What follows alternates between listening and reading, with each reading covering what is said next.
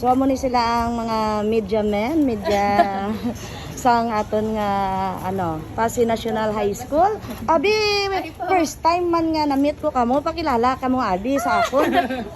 Sila ang mga pagka hilltop. Okay, sang Pasig National High School. O pakilala nanay, sir. So ako Galia, isa ka editor-in-chief ka Hilltop, which is the English publication of Pasig National High School. And with my team, Yes, ang ngalan naton. I'm Eugene Leo Manajero. Manajero. Yes, sorry pa gid sa gwapo-gwapo ni sila. Ako gali si Robian G pa rin yung si Ay, Kyra. yes.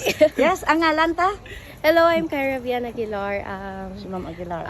associate member sa Hilltop Yeah. Broadcast Media. Hello, ako gali si Lance Wayne Mirasol. Ako managing editor ka Broadcast Media sa Hilltop. Wow. So nabalaan ninyo nga kung kamo kanami nga klase ka mga media diri sa Pasig Thank you. National High School.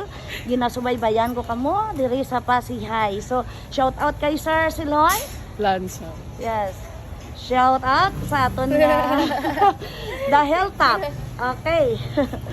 Salamat sa inyo. God bless. God bless, ma'am.